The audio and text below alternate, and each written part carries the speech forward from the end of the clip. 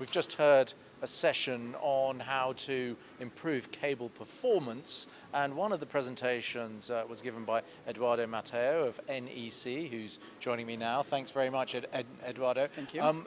Just give me an understanding of a summary of your paper. You're looking at effectively how to improve that cable performance given a set amount of power. Right, yes. So essentially we are as technologies develop and improve, the capacity, the total capacity of cables is increasing, and we have also to look at the impact on that, on the powering, from a powering perspective, not only from a cost per bit perspective or the total capacity perspective.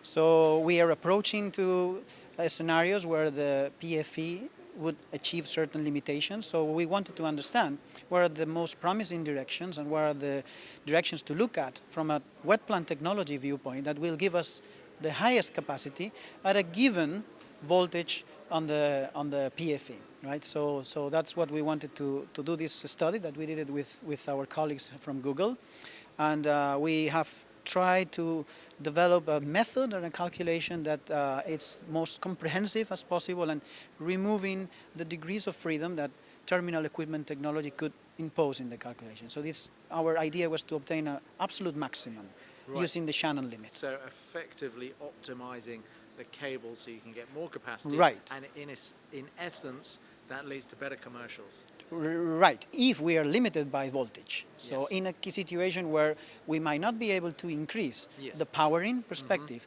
still the capacity demand has to be accomplished. Has to be so met. the way that the wet plant is designed may have to be changed.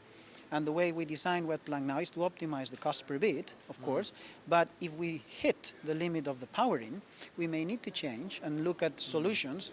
One of the presentations talked about that as well, how to optimize not only the cost per bit, but also the kilovolt per terabit. So this is effectively fine-tuning, isn't it? Right, yes. We have not achieved those limits yet. We still have enough power to supply the capacity that the demand is what we are hearing from the demand, but we don't know in the future if the capacity demand is still increasing.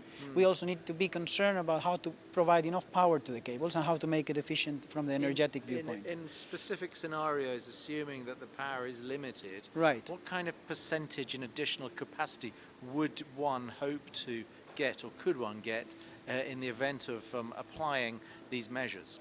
Well, what we are trying to do is to find what would be the optimum wet plant configuration and what would be the optimum terminal equipment configuration. So if we design the wet plant in a purely cost per bit basis, we may have the best cost per bit performance, but we may not have the largest capacity if we assume that we are limited by the power.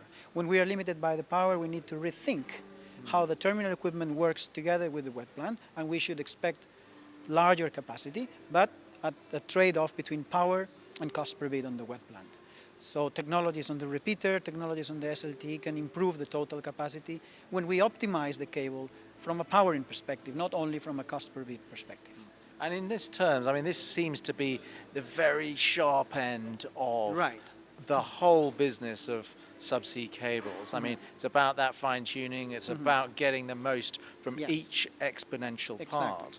I mean, how complicated is that? That must take a lot of time and a lot of science behind it. Yes, it is. It is complicated because it involves all the components of the wet plant. So you cannot do a specific analysis and try to optimize, let's say, the repeater to make it more power efficient. Well, that would give you some improvement, but when we are limited by the total power of the cable itself, the optimization has to be done jointly between the repeater, between the cable, between the fiber and the terminal equipment. And this is exactly what this work is about.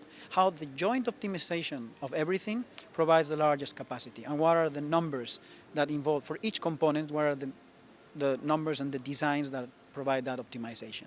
Eduardo, Mateo, thank you very much from NEC. Very interesting perspective, and certainly great minds like Eduardo's and many others are really helping to optimize this whole industry so that we, of course, we the consumers, can actually get more and more capacity to use our devices and to modernize our lives.